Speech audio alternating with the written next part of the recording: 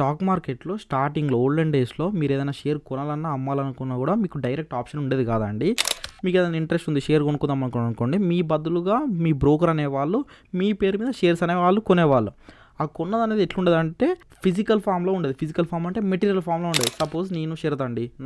నేను ఒక Reliance company share కొనుక్కున్నాను. Caste certificate, income certificate idea ఉంది కదా! సేమ్ యాజ్ ఇట్ ఈజ్ అలానే మనకు ఒక షేర్ సర్టిఫికేట్ ఇచ్చేవాళ్ళు. శరత్ అనే నేమ్ ఉంటది. ఒక ఐడీ నంబర్ ఉంటది. రిలయన్స్ కంపెనీ షేర్స్ ఎన్నున్నాయి అనేది రాసుంటది. అది ఫిజికల్ ఫామ్‌లో ఉంటాయండి. ఆ ఫిజికల్ ఫామ్‌లో వేరే వాళ్ళకి ఎవరికైనా మళ్ళీ షేర్స్ కావాలనుకోండి, నేను అమ్మేశాననుకోండి, నా షేర్‌ని అమ్మేసేస్తే మళ్ళీ అక్కడ నేమ్ అనేది చేంజ్ అయిపోయి ఐడీ అనేది ఆ సేమ్ ఐడీ అనేది మళ్ళీ వాళ్ళ సర్టిఫికేట్ మీద ఉంటది. అట్లా కొన్ని రోజులు డేస్ గడవంగా ఏమైంది, ఈ ఫిజికల్ ఫామ్ మెటీరియల్ ఫామ్లో ఉన్నదాన్ని డీమెటీరియలైజ్డ్ చేసి డీమ్యాట్ అకౌంట్స్ అనేవి అంటున్నారనమాట. డీమ్యాట్ అకౌంట్ యొక్క ఫుల్ ఫామ్ వచ్చేసి డీమెటీరియలైజ్డ్ అకౌంట్ అనమాట. ప్లస్ మీరు ఎక్కడ అకౌంట్ ఓపెన్ చేసినా కూడా 2 టైప్స్ ఆఫ్ అకౌంట్స్ అనేవి ఆటోమేటిక్గా ఓపెన్ అవుతాయండి. ట్రేడింగ్ అకౌంట్ ఓపెన్ అవుద్ది, డీమ్యాట్ అకౌంట్ ఓపెన్ అవుద్ది. ట్రేడింగ్ అకౌంట్ అంటే మీరు ఇంట్రాడే ట్రేడింగ్ చేసుకోవడానికి మీకు యూజ్ అవుద్ది అనమాట.